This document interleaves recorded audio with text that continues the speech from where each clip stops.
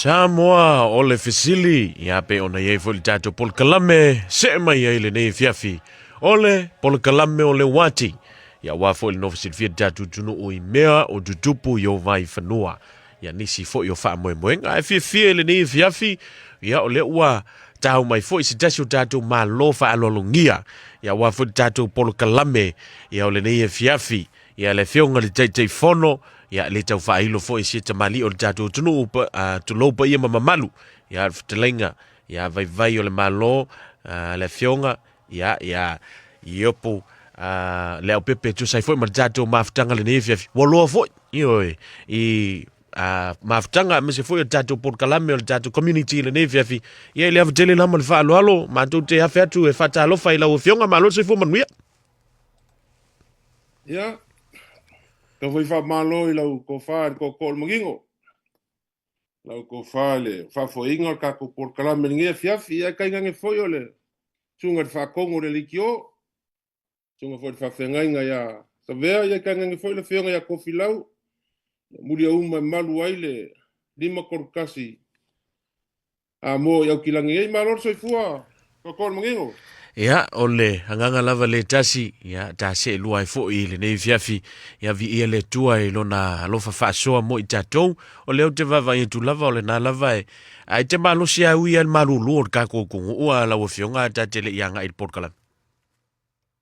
ia mongi sa ngonga e ui al malulu e ia le alofa le li e kau muri me uma ka kokeo ia mako anga i le loko Maria. Ke mari dia fa fanga o le ku le loifo apa au longa lo fo longa le lei ia so fai pea ia fa penga foi lo ko fa ko magingo ia ke mai ko e pe sidi aku lo kala vo ko fa fo inga pe o la eko e ku sa lo mo ta ko le kio ko fa ya le ofo po le sung fa ya se yuli ia vaftai lo fionga ioi o te loa e te tau loa le ai tono no inga ele o le sunga la i se uri ia pe ona vitalai i le nei fiafi o le malosi nga le ir ka ko fa kong vai ane fa fonga le tunu o le nei vai ngole fiafi ai vaftai o le lava e le tau selu tu fo i la fionga i le telefo i o fofuanga ma fa te taunga le tatu community ia pe ona e awai ai o le fa mo au nga out le nei fiafi ia vai ane la fionga le te fono le tatu maftanga le Samoa poto i au kilani au te ronei ia e afia tu e tau te talentala noa ma fa i lo fo inisio fo fuanga ale maftanga ia wa fo sir fiel tatu tunu fa molmon ia va kai mo le avangoa ia se i wa feange langa finga ka la pe upu masange le kungu malila ka lo fa ia malu Samoa sila mai ma fa fonka poi mai ia ma ka fangua ile ku me uma si fangua ile ka ku ola manu wa ui lava inga ka ku feangai pe ma lu ka ur soifua ma pe ala langa punga o ko le fofoanga ia i foi ma malu o le kua wa o le kua o ia o makua fai lima le le o le fofoanga o ia o Samoa i makapunga uluru ma mau o Samoa ia ele ko o ia se fa makalanga lo vai o pa ia lava o mai a ngo fausa ma ka kangu mga alafu a maka mai mangua se ia pa ia fale alupo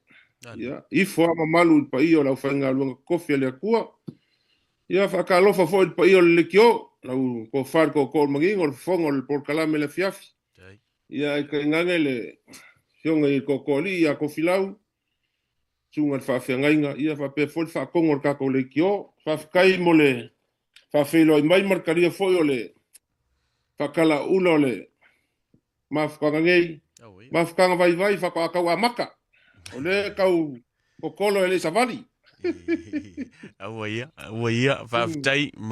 masalo lewa ma nei el vaenga lea ia e te fafilo ai fo ia wale sile tapua ia le tunu ia wa fo ile tatou maftanga monia au ia e faftai le nei vanoa taua ia wa fo ile silfia le tunu ia la fo tu ia le ofionga te fono ia mo fo fonga wa fo ile silfia o le tatou tunu o lala ma papa au kilani nei ia fafkai mo le avangoa Ole askonga yo le vai so asau le so le aso iwa o au kuso. Ia o le whakaungu ai le pōwhia fia kele o le Samoa poko poko po le sap. Asi upi au kilangi ngei i longa kaimi mua mua. Kalo kuai a inga ngu ma fioanga, ia ai kaingange foi a i kumalo i lako uma e langolango inga ia Samoa poko poko. Ia a fio mai ma kala mai au, kako fia whakasi lepo, ia kako limo fia, o le memo mua le Samoa poko poko, i lepo a wane whamoe moe pe o ngai ai. Mo foi lava ngoe wala au kuai, ngisi foi o mafukanga, e pe o vaanga le iai le, ngisi foi o uso le, HRPP, malfast, ia, fio mai ma kala mai au, se kako ke lango ai kako kapua inga i Samoa ma kako mafukanga i Samoa. E uianga makawhangua ese. Ia kako ke o Samoa le ainga. Me lea kakalo kua i lako uma o lo a fio malala i au kilangi ngei. I kumalo, i ngu o ainga whapefo ia. Lako uma i langolango inga le whamoe moe o le Samoa upoko poko. Ia whakaunguinga le i mangele. I le tausala. I le pō le asko ngai o le vaso a sau. Ia ua lava le whamoe moe i langolango inga o le kau awa mea inga. Ia ua leanga i ako o le vaianga whaupai whainga paloka. Ia si vaianga vai o lea ko akau amaka ele i malos. Ia le kalo aku lea ma le nganga mawalalo i pa ia ma le mamalu o kako mafukanga i au kilangi ngei. Moro kou si la fia. Manei. Ma lo vavtai ia lo fionga fo le tai fono le wa a manino vaenga taitasi a wal silfia le tuno a fa fonga tapo el tatu tuno o lala ma papa au kilani nei ia manei fo i sia taumanwo ia pe fo ona e failo ia e moni lava o vaenga fa upu fai ese au le e taumanwo lava i vaenga uma Ioe, se po ai lava le tanga vai e te tausisina i le taimi ma le taimi o mafutanga lava ia ale atunu ia tātou te opongi ia so se wha moe pe o ne tau whono le ni vaenga le fiafi ia wafo ile mafutanga a le Samoa ua poto. Ia la wafionga, pe ini aunga au te o le wha moe wafo ia le fiafia ma le mafutanga ale tātou mafutanga i nei le Samoa poto. Ia, o wanga fo ilau sunga le ko fat ko kol mangingo ia o le whainga leo i kako lo kako ngofo ma ai kau malele ma sui ula malafo i Samoa ele ngaka o kako wainga o nguma e kalesia ia mai se whainga malo e ka makawhangua le kako langolango i mea uma e kofu kangaka maliku iai ia e urungafa i kako ke fisoka i urungafa o kako le ainga le ala leo le kakalo ako fo i lele i isi foi au langolango inge ia kako mai kako fi fakasi pe o le HRPP ia mangisi foi o langa o au e wo mai le HRPP ko wo le fast ia ma fuka manga uso inge ia ele ese le falau le laiku ese foi inge ku o le merga le winga kongulga ma ko foi fi lepo ia o se memo mua le al Samoa poko le afai ingi silangei ia ua foi singa la singa me moa ia fai ka wang ai mu vea ma I fai ngā mea ia ua alfa mo o le vang fai Samoa o lo fa mo ka wa o le nganga fa kai le liki o ngor ka kala le avangoa le usunga le ko far ko mangingo ma ele fa piko mangu ia kas ele nga o isi vaenga ia o ka kala le avangoa mo vaenga uma ia ua alfa mo le fa la wiloa ia mai se foi le lango le la fiafi e pe o ngai ia o lo ele fa mo fa kau e foi marka ko mikiaf kau e marka ko mikiaf ile fiafi lo uma ka penga le lei ia wa o lo e foi mar fa mo a fa pe ia pai e foi ma siva Samoa ai la ko umo lo saun e ka mo i la lo fa malu le SUP por Samoa poko ile fiafi ia o le wala au aku lea ma le anganga maulalo whai au masui o le mafukanga i au kilangi ngei kupu ma kamali i lango le ingoa le mafukanga o Samoa poko. upu makamali o falkua makausi o sao se yo lava le malosi le rungu a fio mai makala mai ao kako ueva makako fia ia le o ifole kaula mer kako malanga ngi kausanga ia o mele mo mole kwel fa kai kele la ko fa ko kol mangingo mo mako wa ngo Male, ta se fo ia tu le fonga na o fionga wa fo I fionga te fono le ne fiafi ma jato maftanga e ni vaenga fo ia wale atu nu e tu fisili ia monisio vaenga no meu telefoni ia po se tato so tenga foi ia wale atu nu o lo tapu tapu ia o to faiva ia o mela ke fongi o nga masalo nga si le fiole o mela ke kupe ko fa le fionga ia kama sai lau ka whaonga lupe kupua, ia ngā ko o rungu mela ka whaonga lupe kua se umo kanga tek kulanga rei kongo o kelfongi. Ia kai ngange foil whailau kusi, le whionga ia sala, pasingo, ia o lea umo ngā tek kula ngu mela ku mailunga se kaimi whamole muru kukolo mangingo. Ia mala ngu mela o le olua kas, olua ongo, pikfiku o i wha, ngu mela ngā e whaafsoka I mai ai mo le kako fa mo le po me le ale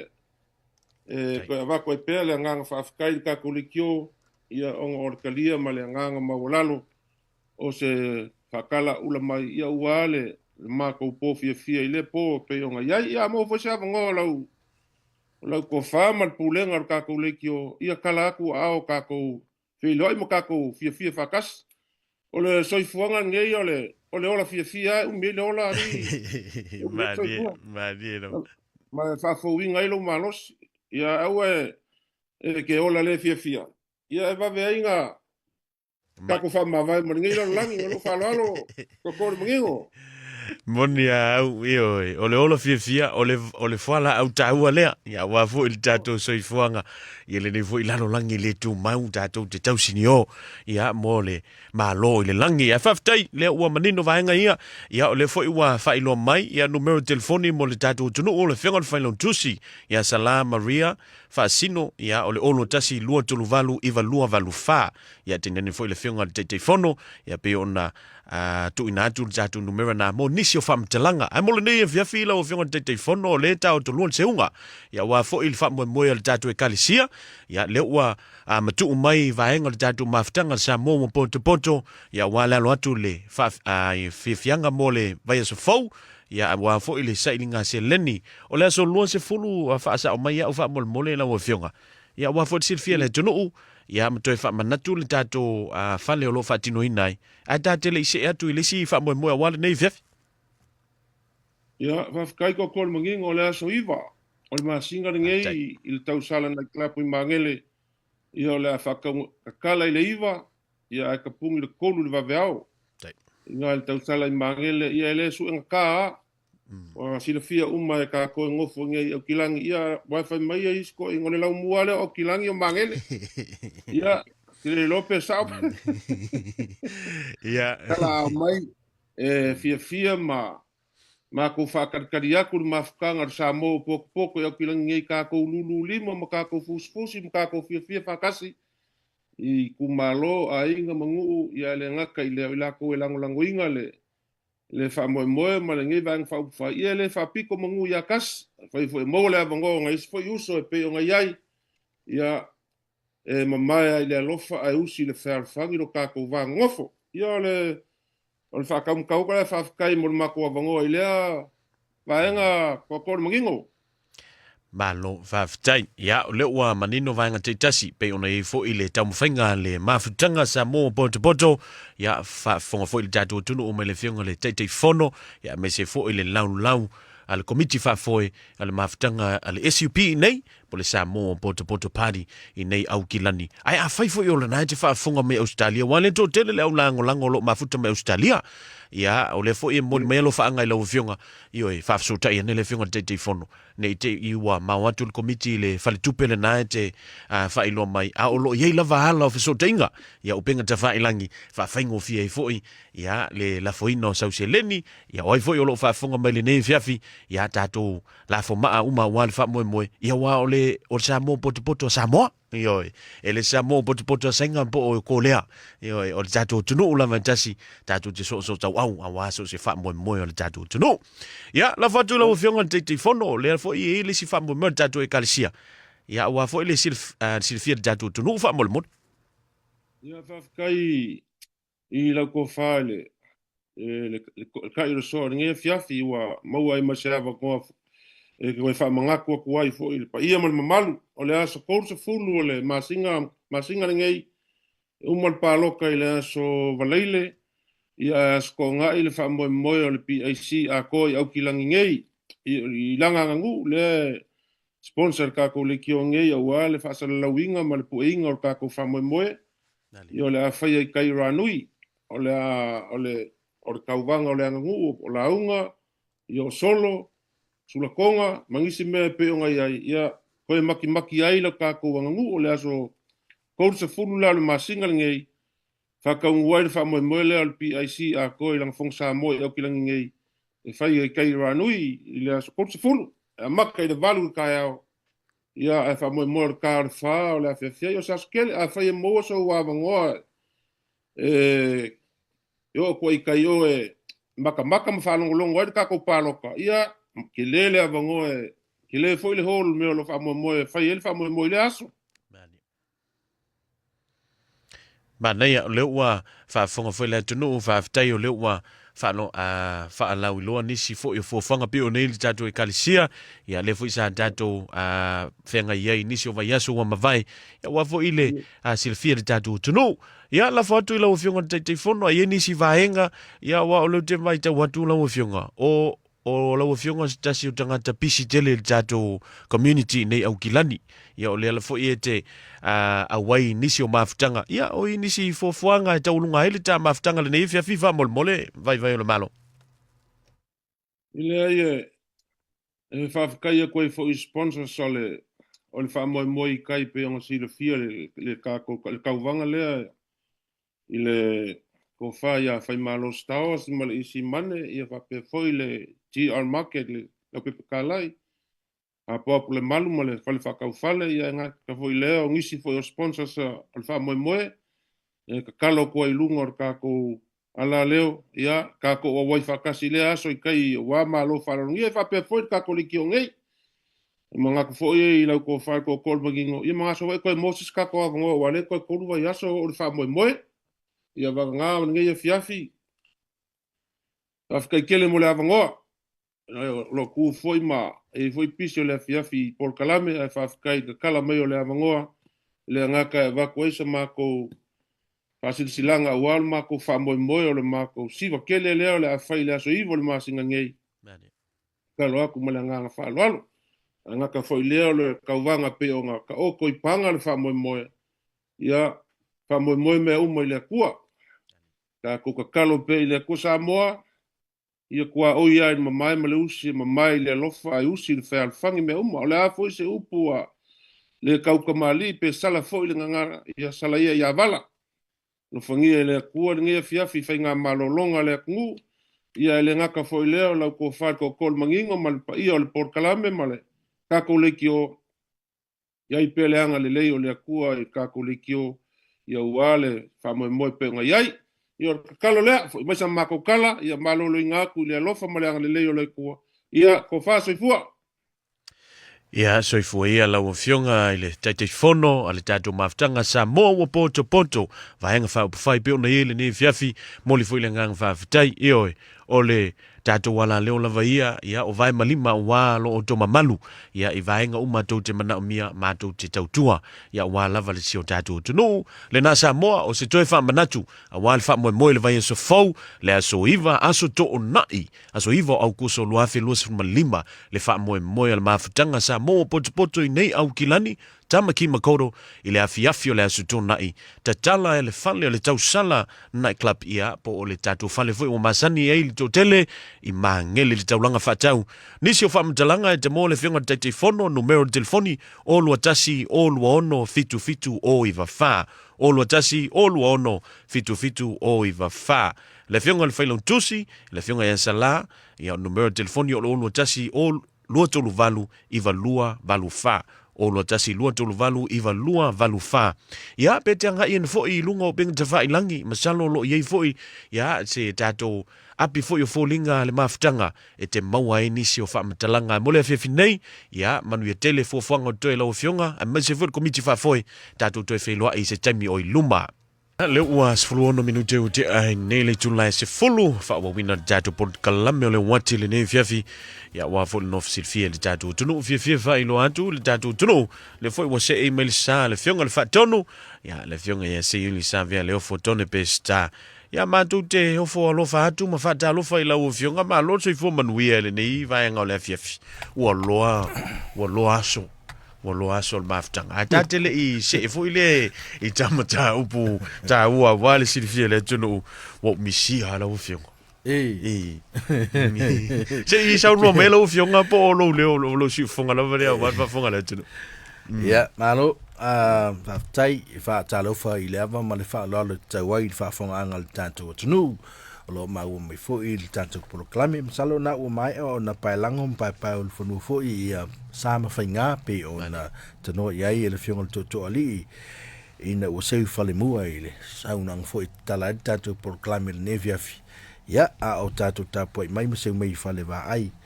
ma fa fong mai tanto por clame ia fa talo fat na lo se fo muia di lo ko fa Sili le fa tai le li o le ki va ko ngai te malos e te aru so jimele su e lava le tino walanga le o mai tau ele ngata pe tau lu I mai fo le folding of ia ile nga ile fa le fa malos tino ai lo ye te swing ile va nga vo ile a me wo ka wo foi fa ko lo le nga yo ya malo lo fionga yo le te sa no sa o il ftelenga ya li mana ya po o le te sa no lo fiogari amu ia le ftelenga di ia le fo ta pena ia le sa o le ftelenga di si tailon sa awala le whaalanga mai I whai fo I local boards pe on te pena I ta to tunu fo o ki topa palota po se tem o ki topa le palota ta ua le lo fionga mangai manga no ka oi o le tau te fo ile tapisa I fo fuanga tato malo I sa mo moni mfa mau ni le tau pe ono tato tu ua le fa mo tato tunu ai o le tata longo le Port Kalame manga irsia ki o information po ele stala wa tatu pa e ta ua le pa no tale a fa tu malo le fa nga solo New Zealand lo fionga ia pe le ta ua ia le fitelinga fo ia li mana ia lo into kai sawa te nani fo I nisho tamali o le tu no si o la to au e tamo e u fai wala nga ta ua mo pulanga nu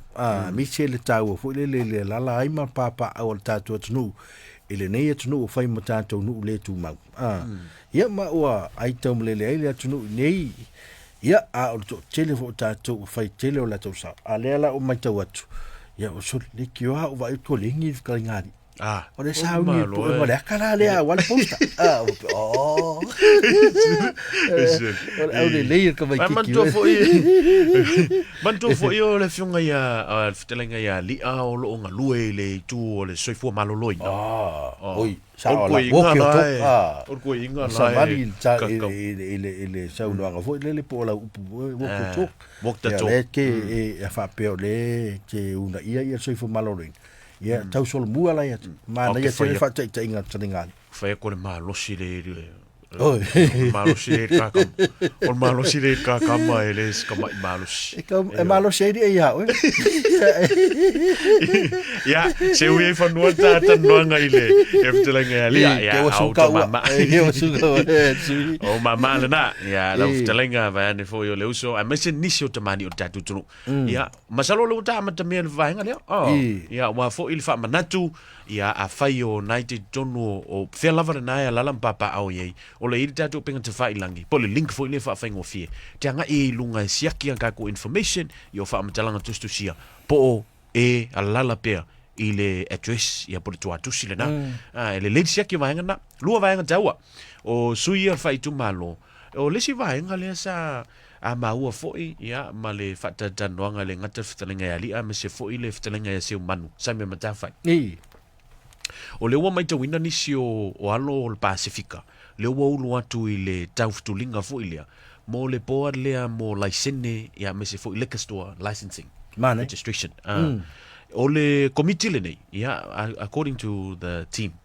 Committee le nei o lo whaifoina tupe maua fo i a mai e le ngata o talonga whai tupe i e tono no te jas. O liquor stores i e tono no te jas. O la tau fo i whaatino ina whai unga fo i e mo laisenge le avi ai tua. Ele i tu whamatu atu i Mangai whanoro la tu whangai. Ioi, mangai e i o wha moe lea. Mantua, e o ngā alu uman paloka le kasi. Ia e ke tika po o ili sua whana e te fia a ngai e lango. Ia me se fo i le ngata o no fua whai tu malo, ia o ngei manukau, o manurewa, o tawa, ma ngele papatoitoi, o tau, all the way, the central side, west side. Ia Manatuhane, ia nei tamali i fo i le tatu o tonu. Ngā hake sila ngea i mea ma sa moe whai le community, ma le community. Ele misi la vai al vai ngale. Ioi. Ia wa fo ile mauti no le tunu ile lato au nanga. Ia longa lua tapu kala me se atula ofio. Nane, i e tāua le vaenga le ua talano i e talenga tutu. Le ngata o walanga o le soiva le whaalau loa i o le soiva le whai le saini e wau le ua uman whaalau loa tatu sui. Malia. Ia, whato o lo le lunga o tatu o meu billboard fo de mai la so ma soiva o kuso le ave lunga ma sili fia lau tele lo tatu atunu ia tatu sui fo la pe on tam moi ia po ai lava sui nai le taulanga lo e lalam pa au ia na tata tonu lava sui lo e silfia mai a misita mali o tatu tunu ai mo le atina lava o le taulanga lo e lalai e po le nu foi po le tu malo o lo e lalam papa au ai tono New Zealand o le alava ia o i lava vaenga te langango ia ona meta ua ia le leia tina e whaia i tono pulenga nuu matu malo e pe ke whakuskusa o tatu Samoa i komiti whaavae ma tina e whapea O le system kongwanga le wa kau vavai ko ngila la kau kupumai. Le ko nga system le paulona. Ia pe ona ye komiti vavai u fafoina mai le lotas. Amantu fo ele fo le vai. I sa mo le tatu tunu o vaenga fo sa ye fo komiti fafotua. Mai tu malo ia me se fo i pole no uma tamai ta no. Ia au le fo i fa mamo. O le au tatu mai tawina ia fsu ye inga fo i ni vai tau. Au tai ye le vaenga le wa ta wala fio. Le si vaenga ma nei ai le taftulinga le finga palota le fa pito no uma fa i tu malo. O to tele le au sui tal vo ia wanga. Nane. Ia pe ona fai loa le tatu talafou le finga totoli. I le fia fine. Nisi fo i o talavou o lo taftuli mai le tu le pito no matau. I le o tawa en papatotoi loko pon. To tele ia nai sui tu pulanga i o wanga ia tu. E fia a wai. I le no foa e fai unga wa fo i tatu funds and grants. Ia ma mea fo i ia fa fo ina o fo fuanga mo paka. Ia o mea o lo ia tatu a wala fo i e mo tamaiti. No le tina ele a taulanga lava ia ma nu malala fang. Ele mana ia vanga le uta tal noi langa le uta lo tel mta bude. A fa pe fa wa wina ia tatu fon fa vai mo le lumna ia na se ainga lo tel. Mana i fo il fainga le fai ni sila. Pa lo ka fa le le al sui ole fon fa vai. Fai le pa lo ka loko boards. Ya au ine i toi tu i ele mele fai tu au fa pe coffee ai mai. Fa pa lo ka kasil candidates per pe kai ingala. Mai uma vai fa fai e la ko su ka mo i ia ngama ngai fo singalo ko pot bawan me ngai lo. Ya fa tino la vat kupele al video ngal fa kai ingale ave tu. Aku nga fa nga ka nga fa pe ya o ni ko ya mo ile fa ni fa pe wo fa i tu au le al piking al fa pule ya ai to ocho lo e fa ta telefone tu ye ngamale e fu tanga te mo no pa lo ka su e mai te telefone o mena to fili mai tonu na le telefone o mena pe ona se no lo fionga o masalo e mana o mia le toe sa ili ma toe ta pena tu lo ia ta mali o le tunu ile fainga le sa fai mai lotas e le utala fia unga o le vaenga foi le ia o ke longa le fuka kam fai le fatita e mai tau ina foi nei ia ma le fatu langa foi le o le tau ma le ma avanoa tutusa tanga ta uma e le o tala fia unga ma le vaenga na ia wa faila le apalai e piki al fai pule lana team lana fono fa vai ia mana tuele o tal fe ngale vai ai a fai fa palota peila o le mele fai New Zealand o ina la ilo ai le manino wala e paplika me nei ai lunga lava o tangata ya me sa fu nu wa isi nu e te o fai mai kasi sui manu a tasi vo na sui manu e le lo po fel van fai la tu ai pela mana e fai ngale system a fa pela o tato tam fai fa tai I whainga I e wha atino fo I atunu I whafu. Ia walanga o sistema ko ale ka whanga I Samoa po o whainga wha e rea I ase sia me o le whainga an whai ai te makalasi. O le mea na watu I whafu. Leo tatu wha ta ia. Ia o le telo tangata do telo fo le upo o le upo kiki. Pei fo ringa mai le anga le upo. O le lo whianga o usai ile mako whangona no. Ia ono fofuanga fo I whata o to wale anga I le lumanai. Mo se manuia lawa I telo le atunu. Ia I to tonu o tatu tu malo fa manatu o le sini au tu o le ma tatandonga le nei fiafi fa manatu ko siakia ka ko e tuese so lo suafa o swinga o le mena wa iai ia wafo I lau whainga palota nge I kei wa ngalo ia oenga sui ala ke fi paloka I le sui sa moa la run mai le siku ai siakia kununga ke le ene mwhai ona e paloka Langa ye fo I boundary lines ia po o vai tua oi ngai fa pe o papa toile na ye lau awala na tino foi ai tosi lo la lenga tua oi e ke la vea mai I le sia man kau man rio ia o vainga na le leile ko siaki ia o telefone visita inga vainga na ia o fianga mo tam ta pulo na ta se la ola ia I telefone mai I vai fanu foi po le atunu foi lo tato la lai O se lipoti mai le Radio New Zealand nei le fiafi. Ia mata ua I fo lele na mau ai se alo fo I posta matiti e lua tausanga le matua. Ia mau tongo le tono le atapa. Ui. A le malanga le pasi le malanga nga I lunga I Karaka. Ia ai mau ai le tamatiti fo lele ana I Kaiwaka. Plan stop tu salang kud pasi ngai ka wak ia ai penga fa ye le tinai ana le atpa u le ku ka me ki ku ngole o le pa ar ko fai la pasi fo le fa mon mo le fia la ka vai la ku pa ia sa rola ia la pasi ka kala le me o le suitcase compartment pol me le te le pito la rol pas ai va ia ku la le pas o la mi ngoi me la ku pa ia ngal so eku sorry o le to tono o tinale le sa o vai sia kilan tama le tono la pa pe sa la fa butu o tama titi tono la o yo la lava si alon toto ia fa tai le tu o lo o so I fo pe ia si alon toto le ia po sta titi le o lai ai maina la ele o ia telling ya fianga tu nga o afia ia tani fo ia po le the 2-year-old o tini o tamai tai ia sia tamai tai le lua tau sanga o tono la lua tau sanga o tamai titi de se tono la pa male fa mo e tu de pasi nai ka waka male fa mo fo le a me ke le lopo la fa mo tanga tale na la ina tu tamai titi tono o la pa le ala ua mo lia mata fia lo le wanga vidi lo la pasia le bala ngai sa le tau na fai fa pe masalo ai nga muso ko kongi pa se so kamagiki o fa no tele le fa nga le alo fa foi wala nga tu I la nei la le me fai pe a fa pe e al wato siaki la tu pa o maliu tamititi ya fa nga umene va nga umene matuale e no se winga masani tato ia pe winga finga tai e ona talia ngo fie fo e matua ya me sen fa fo ma tato tunu ya o ma fo ni tu la fa pe e moria o tu la fo no a so winga le ma le tamani fo I pe le fa winga fa tu fo no tu lo upe to ya cha ai fa lava sin fa de tonu me e me fa tai o le la tu la le so tai no shore ia le tinale lus futfit tau sanga I le luma famasonga I le North Shore District Court ia le aso tai au e tali ona moriang talo fai ia talusia ia i nei vaenga uma wae o loo iai lava ia au nanga fo ia le malo me se fo ia so se te tuma oti pe a fai ia ni maftianga o fe ngai masitina po se tama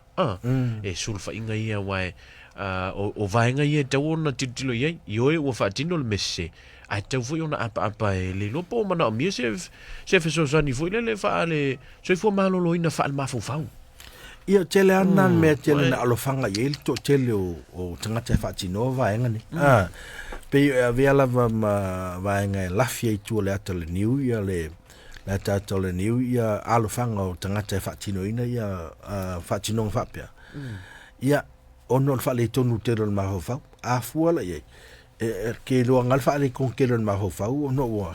ia la ngale i mautino tonu le vaenga le fa tino ina ia fa msino ai ro ta tele tangata o le ron ma hofa te min fa ye ia male ma hofa o manatu e fa tupu ia se tulang fa pe fa ye tulanga i se finga fa le alofa vai le me fai lo ta ma fa a mi se ta i fo i fa on fa tino ina se me fa pe se a mi se fine o le alta mai tai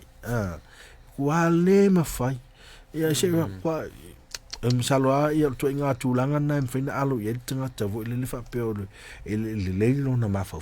ia man tu vo la tanga ta mai alo tulanga le ave fa le ia su la bang fo mai fa to ma fa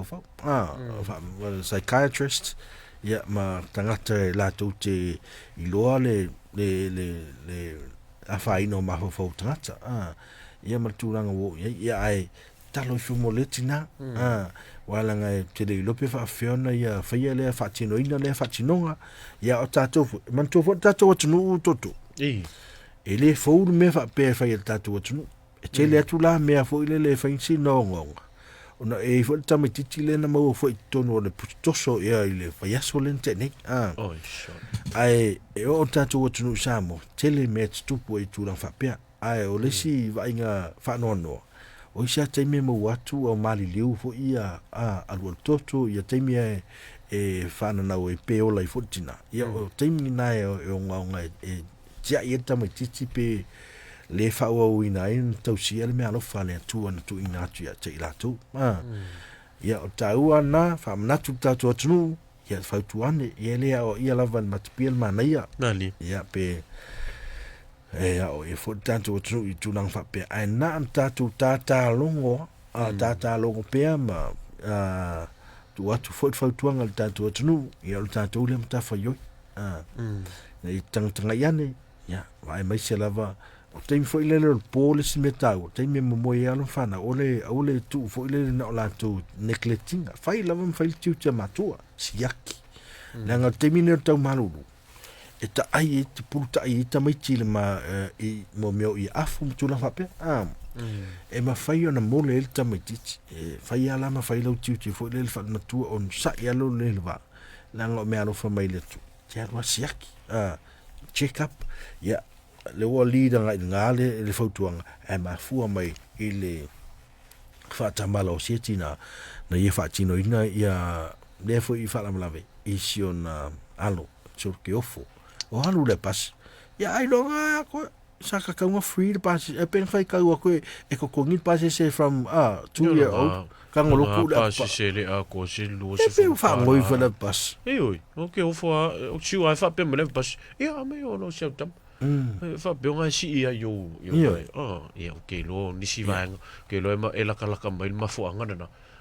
nisi vaenga pe ona taua e po se me fo fa ngoi me la mingo tamitit o le singa me ia talo si ia wale we sa no nei o lo ilunga le fa msinona fa msinonga le fa mo le ia wa fo inisio vaenga taua wa si le fi tatu tu au ta ye pe alo ma fa na lo fa lo viong ma ta utia li o lo lua ia nai fa nau foi tu lo fa fonga le tu no ua a fia fo ile fa mai lo pisi sa mo le fa mai po na hivi ia po le tanki fiva le sa ta si le o tala fa no tele au ta ia lungo tal ngo nga tu sai fo I mai fa na ia o se tala fa no mai ta watu fo ile le mai tau mai fo i nei ainga manai matua io le maftanga mo tusia manai whanau laiti ia no no ai ale Saole. no ia vaenga ai o se vaenga fo i lea fai ma a onga mo i tatou e ia awa fo i le nei vai tau o le pepesi o wha mai na ni e tu watu ai o au tafa na yo tatou tinam tama ma se foi na yo tatou ainga ia tau na pa nei whanau tui pui pui ia me se foi le tau sisia o fa sa launga fa sisilanga o lo anga i mai le mtanga luenga so i fo maloloina awala va walo te ma o le wa matau nga i tua ia le vaenga foi le wa le fangaina o le ea le sa fa ilo me sa mol va yesun tene o lo ia ile o fenga luenga ia e fimikate le ea i no te tas o le ufa matu i tua la ufenga luenga ai fa tasi man tanu sanga le fionga ile te fono ia pol sili fo mtanga luenga so i fo maloloina ina ia nga lu fa tasi li mfai pule ile tau tamu fai fo ile puti ia no foanga o lo o le pai le vai tu lo ile tau te peina fo i mal fa ti la va fa ma ile nei o le fa ma i pona i vipe ona ia samo fivo ponai fiva pona ia wa lewa au mai foi vatu ia lau teleng no mai to lima ia alum fa na ulta to tunu le wa fa mawina o mali liu mai le fa ma ine le wa e fodinga mai ia al termineo mai le taion le la to lima le o mali liu talu on pesi fa mai mantual fa mai ine le fe ave e nam fe ave i fo le nam la ku ngam o la le cham me cha pa fa pe nam le sa u male thank you virus le pol velusi le sa male e ngalu la ia ave pasi le skanga pe pena e no pesi lo lai pe la mena lo to yang ia le una i fo le me se mo mio pa ta vale ta ti solo o ina to ai le vai ia le fa ma puna fa na no foi ma fa na le nam ia mala la au la ngale le fala na sa wa ia tu tau fai toi kidia se la au le sa fai mala au teu fale ma teu fanua le me le la au ke pese fala ai le so no foi ma ai lo na iu kamalanga fu le longa le pe ngake tau finate tau fiel vai pe ke mi fu le kimoi ia la kula le vai ko ai fo le la o le fala le me se foi ale fala a pena fo le fala le ia mo mi o lau kalo o la u mai e ngo fo mai ko a pena le fala le fa singa lau ke le fo le la vale no e ngo fo le vai ia ma al watu le le namu ona tu fu ai ma fan fanau i tonu o vai to ane me la nai lo toi fa manatu mai a me se foi mo no fang fa pu lo fu te lo tato fa no samo o to fang fa pu lo le va o le se toi anga e tato toi ta pena o over le mo se ve o telefonia ele ya le pena fa la o me ale va o ka fa le alo fa pe mi au ke le meiro kala ke le lungo fo ni sa yo sa ma ko ke penga fo i mama tu fa mama o le o se singa tu ma le si me tau anto e na ia le se singa tu ma wa me ne yo no te tasi me se foi e me se mo ting apa e le ni ting apa fa tai o le fa nga solo me fo le kiria to i la pisi e lungo o fa ta funga ma me o la pisi lungo fo le luma fa lo ainga ai pe o me na to ai mo vai o no fa nga umanai me se o isi me la ka ki ya ulo ma me o leva ya va puna fa na ura i fa ma puna fa na e fa na wa ya tantu ya namune ya le wa pesi meni fa mai wa fa ine fo ya halu ma fa na ura tantu tnu ya ta ua le fa manatu e fa pena fo il tulanga no wa pesi fo ile me o le misela ona o le mumusu matua e fa ya tui pui o whanau i nā taimi ono sa fiang sa fie fo i le so i fo maloroina nā taimi e mafo mai la o pe wha tupu matau i nisio matua ma pole ai e whai tui pui e le leile a ngai e ai a tui pui o whanau e ina i mwhai pui mai wha mai le pipisi ne o wha mai ne tai o wha mai le pipisi fo i le e wha avea e vaenga pisi ai pe ila o namu o le ngamu ale ia le awala e whaiona whea wea ia furu nei ia mawhaina I loa I ona tātou alon whanau. O latou a unga fo lele ia ele ngata I mo me ole o le ti ngā le tino, maso le tino, ia ole mo le niniva le ulu, ia tulou o le whaasuati, ia amisa fo ia I mo le kia ua pakar kingo, rash, pe maneso, pata maneso. Ia ta ua alwa ai rfo mai I le taimi e alia e ni ai. Ia a unga nei, ia tātou alon whanau. Ma lo whaftai lo whiunga, ia, tā ua vahenga ia, tā longo pia wali sirfia tātou tunu. Ia, e se mata upo mulmuli lau whiunga le taulunga ina le, wati le nei whia. Tā mua le se mata upo le, le mai New Zealand lava ia, o le tā upo le ua amata o na tu fatasi se whapo tonga fo tangata e whina wina le malo ina ia toe tanga e toe suia ia, le tu la fono fo le au mai o ta vale, fo le import mai pe au mai ta vale second hand mai atu nui fafo. Mai sea ona o le e maulunga ia faisina malosi la titi o tu la fono. E tawhia il telo ta vale ia e au mai le atu nui. Ia mai se o mume o ta vale fo ia la titi le mea ta o carbon emissions. Po le usa fo ile le po le aso o ta vale. Carbon. Ia wa mtola o le ta vale. Ia utato do umale mea me leo le kasa le kaponi. Kaponi la carbon monoxide la le poisoning le pe o le ona le o le kaponi le sau mai le aso ta vale e mo foi ai o falenga o simia me pena. O lo malo sela tu la fono la New Zealand. Ina ia vai tita vale fo le malo se le usa le aso ma tu rang fa pe. Pe tai lo ile sa la poptonga. O tu fa ta se tam fai tal sangan malo. Na i tau wha matangtanga nisi o vaenga o tula fono nei. Ono o lo o iei nisi o ta vale e le o fo le o lawa le lei. Ono fausia. Mai e titi lau wha ingo ka pone la tau te tu inatu pe la tau te whaalanga inai ia le sisi o manga po le ea. Ia o le ala tau whai fo le lei na ia au mai ta vale nei. Awai e tau ngō fia ila ia o ele ngata feo ai fo nim fai titi e fa ngai a twin tavale po nga msalo twin tavale fa ta to no meu o hybrid cars kama ia lui ma o to tele o tato ia ko o calcula la vai le te vai la se kelo farcava ele como fia le cava ai per fina unga le fala tonga le o tal sangatun malo ina I tau wha matangtanga nisio maenga tu la fono ina I mawhai ona sao mai nisio ta wale lei ia clean standards for imported mo vehicles ia po lato ta wale ia mai ia le maulunga la wale standard nisila ia a le wa vema me silo wale o mea ta wale fo lele mo whata wina atu mo manuia lau telo tangata miso pisinesi ia la vai e lo tal sanga ape afa matangtanga ina ia fa pe no la fo la kup singis ia la vai ta vale au mai ia ku mai ka fa ma wala rol pa u ta to ta vale e o me temni pe o nai vai ngana le la ulunga I tal noanga ni sile tele fo o penga ia ma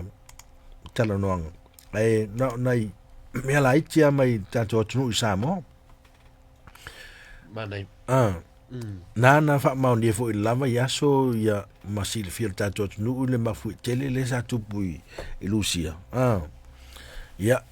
ai on ave la fo le mon mole tsunami waves on la fermanto fo o solo le mafu e malo si fa bien malutes mal fitu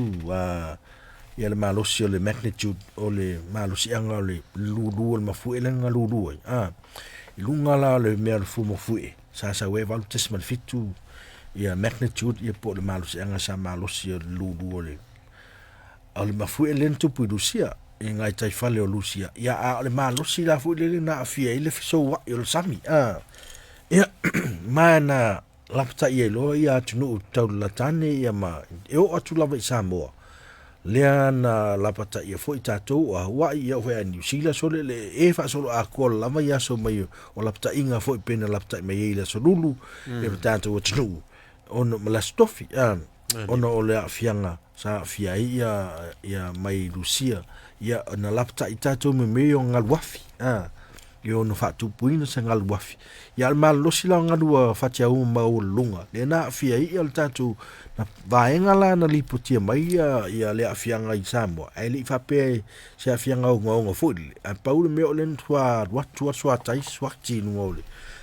ole lunga le aptanga ngalua wa ya lunga wala tele ia ma wo ai fo msui fo ia lo fie fo ni so moto malawa ia matou lai fangaloa le sa li putia mai la fainga pe o tasi na vaenga e amniso vaenga isa vai sai pipi na sa mai tau atu iniso lipoti ai pe o fangaloa le i tai le fanga ia manu i masina ia pe o le faianga tonu lava le fati me o ngalu le mai sa le fasanga le tonu na tonu le fanga ina i fangaloa ia e fengo fia na lo fia i mo meo ngalu fatia fa pea me se o ngalu fatua ia ai meta u fa tele tu ele i tau nu ule o atola ngaluafi pe o le meta u ale na ele i na ona malosil suatai na maualunga o le ngalu sa o iai ma na lo fia fo ni se vaenga a fia su i mo mala e ia se se tau ai ngan na wala mai fa me su ma fa mon mole lo fa tu su ma e wala ma fa ko ia se ma tu ai ia amana ia tu ave fa la fa mango ia ai angal ia tu yo tato ai nga fia me se lava mo mala sa lo fia ile malo si o le ngalu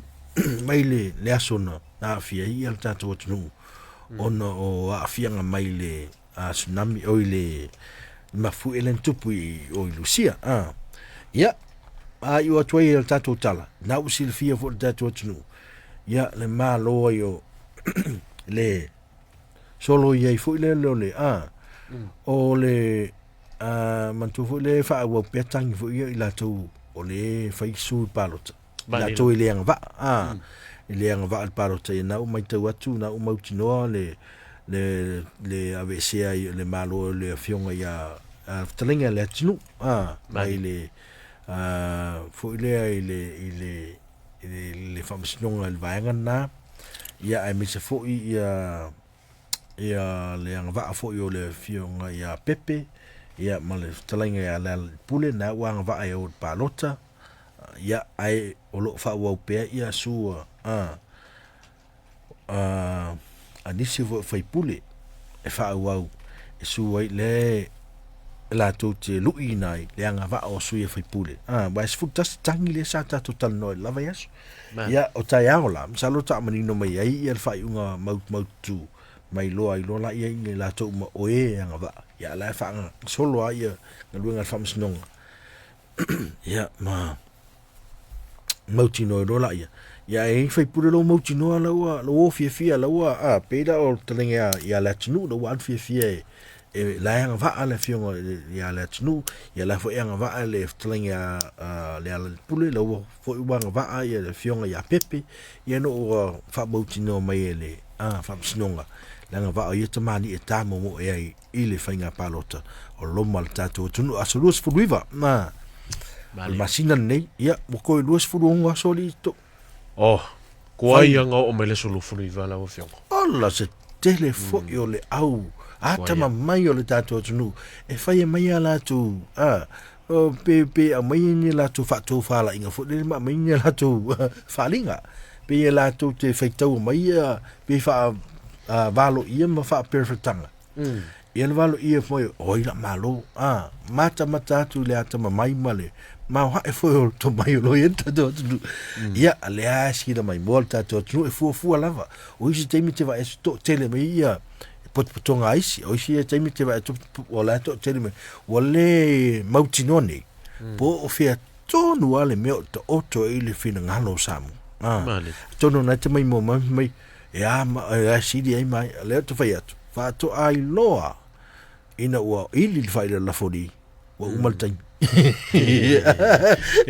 o le polo foi la capi va nei la sulu fruiva pes polo la capi le la miumi e le lo ale me fiki o le fenga pa luta tatu ele fai se to tele o le potopotonga o meni o fa la wiloa ma road show te tasi le pati ma le pati ele ta alo ni numero vo i te vai tu TV o le me fo le nei baluta e fo le fenga o le men nei baluta o le mea lilo a oe lava ia Io. ma le tua soifo Mana. a o le mele we le nei vai tau a se foi le mai tau atu le mali foi o anga ia le fatinonga wa ye nei ko a makirikila Io. Ai ke lo mana e vai gala talai. Sa tala le si suita vale ke fa longo koi. E vai a koleção sole lua passinga mo moli mai ia suita va. Vai. Se fa mo le bole. Ele fai ngi pasi nga ko paloka. E fai na fai ngo kangaka le ko kongon pasi. Yo, o na o vaenga na. Ya me se foi. Ya o foi ni a vese seina. Le si le me te popo e la vai ni me o fa la wi lo me se foi vaenga lo. E mana ia. Foi le e mati la tilai ya anavatau ma fofuanga le malo le malo. A pau lona. Ya o le utato mai to wina nei. Ile sawa ma le malosi wai nei le upenga te fa ilangi. Ile fa le anga o lea ma lea. Ya me se foi la. Ele ngata o tatu tai ma fofuanga lo fanga solo. Ia a o le ngana o lo fanga nei lunga upeng te fa ila. Ia tatele au te ala o fionga tala madula. Tatele ia foi le engage kai kai ne mea. Ngal maka ama ya mana ia le fofuanga. Au le talo io talo le tatu tunu ma tu tele o ia le mamalu mawolungo le tatu tunu na tawana ma tu watu ya untafa ngale le ale ai kuanga drive wi fa se elo ila lo le wonte io o le nei mai ngole fiafi ya tatu maua pele no fe alfani male pe fo on sa no te fo no fo sia pati pe on tatu ile nei fiafi o le tio ai al pi men samo male lima tuntas e tu avanoa so sitas Yo, ele fa ilonga langu pol pati ai. Ia. Yo, ai pa ole ya ole o nanga lava ya tu fa solo wal ma malo la tu no. Ya, mana. Alo, fa tai wa le mata pule manuala tati sa mota o fa umai no. Ile tu si fo ile alta mai pan mia. Fo ile fa sanga ile filingia. Ole fai unga fo ia le fionga a poli tu malo fala tai pole fionga fala tai ile tau fia ila ia ole o nisi fa la ulo e anga yatu ole la pe mai le fionga tu mai tai pan mia o lo if sin nie pe a fiel tu la fono ia fai unga ia o lo ta o tu le fina ngalo le fionga ile fam sino fo ia a mese fo ia le kom sino fenga palota wala ngal sa nonga komsina fenga palotan to ina mai so tu la fono ia el faia fatinonga le tasiala il manatu fo le tu la tasiala wala manino to fa al paloka o lo ke me fa paloka ia o ina fa to amanino ya to fa ale so sei tu malo e fa tau de mata upuna fer me avella to fa momo e fa tino palot ia ai ole vaanga na sa mai ia fautuanga ia tusila le fionga mata pan mia tu ina tu foi il fisilingia le vaanga i se vaanga fo del fatula fono po o pe iligo be le pe talia tu la fono pe so tu la fono ia le tu la foi pe na mai ia le falolonga ia le fionga tu tasi tu malo ale tu malo ia manto foi ese ale punido ese el pun mutato e pe o tulanga fa pena ese foi a ngai fanua no mai tu malo e pe o tulanga fa pena ia ese foi tu la fono lo til tanto tnu ia vangan na fa to a mai ese fa I unga le fa masino vai asolia ia masa mani no lava ale fa masino ia ato e foi male tu fo il pitola awal komchina ia le o sa no mat komchina o fainga palota ia e manino ame uma ina wa mai le fautuanga mai le o se famasnonga ia ona tatu nga ia le iruma au manino al matal vai itulanga o ia mata upuia mo le si le fial tanto watunu malo va tailo vionga ya manatu le wa tawalunga I le tatu por kalambe le wanti ya wafu no fil tatu tunu tuli tau mai le wa fio mai le finga fatonu ya tatu se fo il tatu por kalambe o so lua te tasi ya lo vionga po le fa wa le so lua fo vas fo ya tuli tau mai le samo tu lai ya le tatu por kalambe le vai so fo ya wafu I fatata noanga I vahenga o lo o yai le tatu finga malo ya me se fo I ya nisi o tamali fo le tunu lo fo ya wa fo lo lato foafoaga mo le faiga palota o lenei tausaga faafetailo fioga mo lenei fiafi manuia tele ia foafoaga foʻi a mise le lavasiga o totoi o le tatou leitio